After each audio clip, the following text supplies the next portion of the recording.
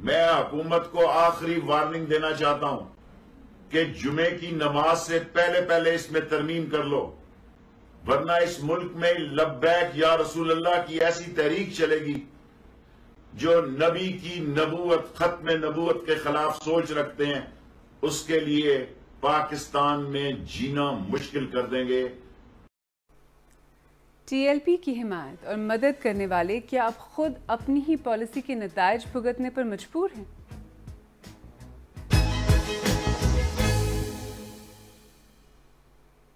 میرا نام عالیہ نازکی ہے اور آپ سیربین دیکھ رہے ہیں، وہ پروگرام جس میں ہم ان کہانیوں کو سمجھنے کی کوشش کرتے ہیں جو آپ کے لیے اہم ہیں۔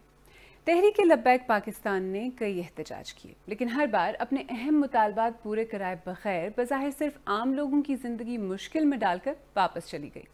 اس مرتبہ جو انہیں ملیٹنٹ آرگنائزیشن کہہ رہے ہیں، پچھلی مرتبہ ان کا پوائنٹ آف ویو ذرا مختلف تھا۔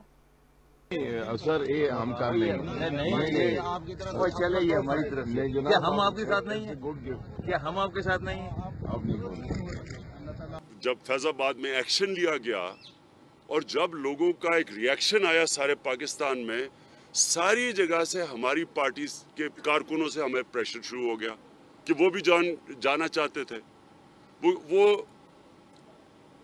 یہ نہیں کہہ رہے تھے کہ جناب یہ کوئی پولیٹیکل چیز ہے، وہ اپنے عقیدے کے اوپر، وہ نبی صلی اللہ علیہ وسلم کے ساتھ سارے قوم کھڑی تھی۔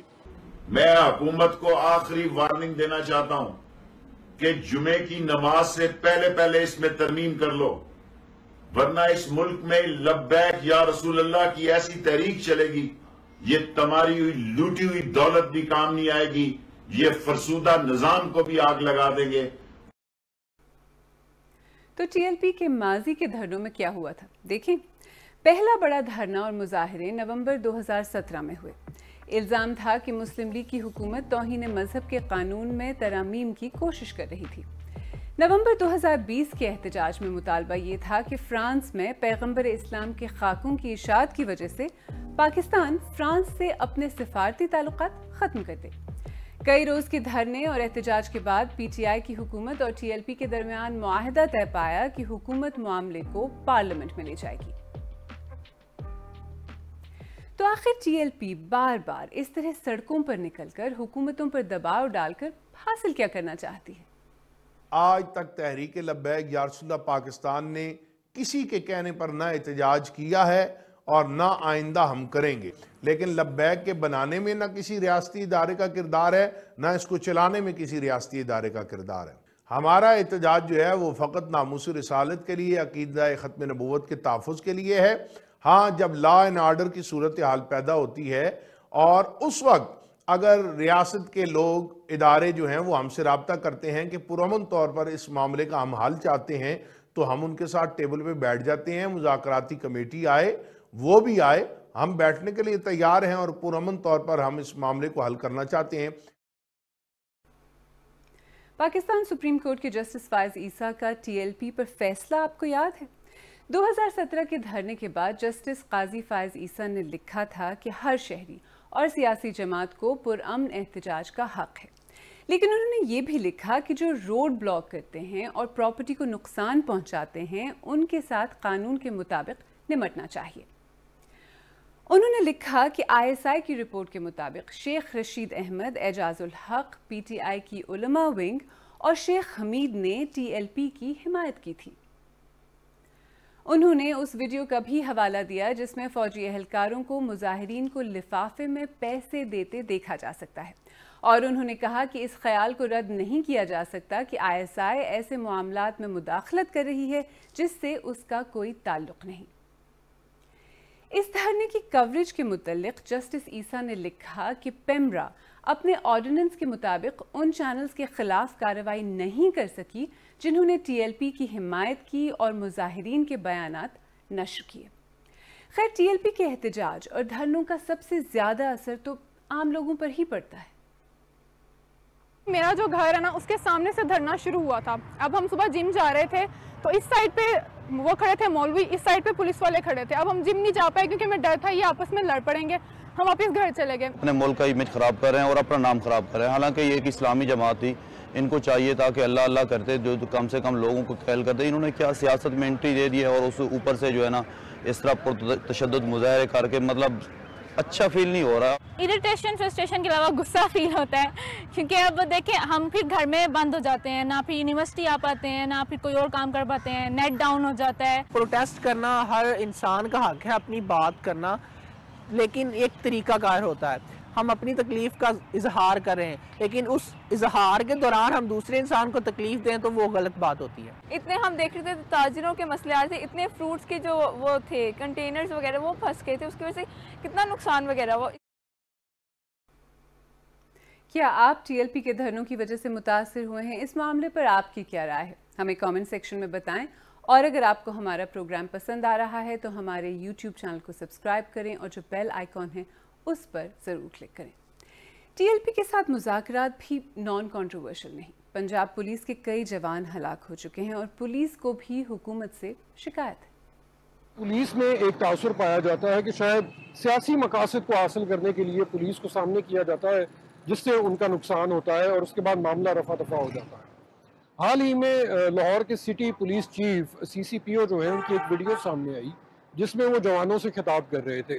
اس خطاب کے دوران انہوں نے ان کی حوصلہ افزائی کرتے ہوئے ایک جملہ کہا جس میں انہوں نے یہ کہا کہ اگر انہیں کوئی زخمی کرے گا ان کے ساتھی کو تو وہ اس کا بدلہ لیں گے. ہماری کچھ پولیس افسران سے بات ہوئی جو اپنا نام ظاہر نہیں کرنا چاہ رہے تھے, لیکن ان کا یہ کہنا تھا کہ ایسا تاثر ضرور پایا جاتا ہے کہ پولیس کو سیاسی مقاصد کے لیے سامنے کیا جاتا ہے جس سے ان کا نقصان ہوتا ہے اور بعد میں سیاسی طریقے ہی سے اس مسئلے کا حل نکالا جاتا ہے. تو اگر ایسا ہی کرنا ہوتا ہے تو ایسا پہلے کیوں نہیں کر لیا؟ لیکن حکومت کہتی ہے کہ اس کی اسٹریٹجی صحیح ہے. دیکھیں, جب میں آپ سے یہ کہہ رہا ہوں کہ میں جمعے ہفتے کو پھر بات کرنے کے لیے تیار ہوں, لیکن بات تبھی ہوگی جب یہ واپس چلے جائیں گے. میری ساتھ رضوی صاحب سے فون پر بھی بات ہوئی ہے, میری 2-3 ملاقاتیں ہوئی ہیں. یہ بات آگے نہیں بڑھ رہی.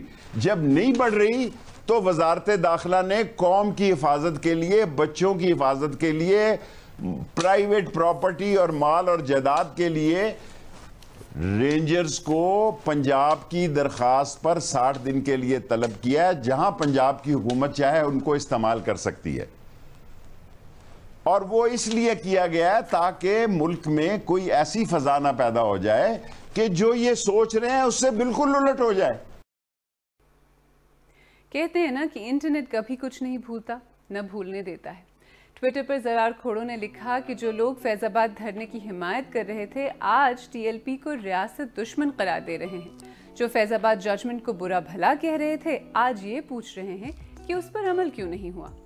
سلمان مسعود نے لکھا کہ ٹی ایل پی کے ساتھ حکومت کی اسٹریٹجی ایسی ہے کہ صبح طاقت کا مظاہرہ, شام کو نرمی سے بات اور رات کو خوشبو بھرا ہینڈ شیک. اور جماعت اسلامی کے امیر سراج الحق نے کہا کہ حکومت غیر سنجیدہ اور وزراء جھوٹ بول رہے ہیں.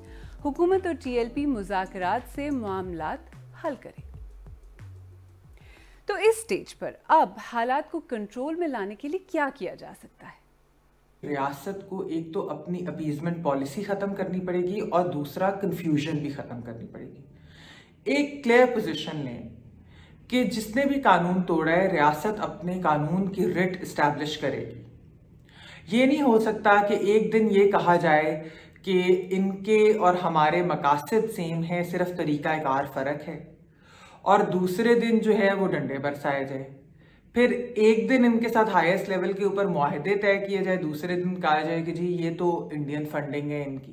اپنی پالیسی کے اوپر نظر ثانی کریں اور اس کے بعد جو ہے ایک کلیئر کٹ پوزیشن بنائیں, پارلیمنٹ میں اس بات کو لے کر آئیں, سب لوگ ڈسکس کریں اس کو کس طریقے سے اس معاملے سے نمٹنا چاہیے, اور کنسنسس کے ساتھ ایک پالیسی ہمیشہ کے لیے بنا لینی چاہیے.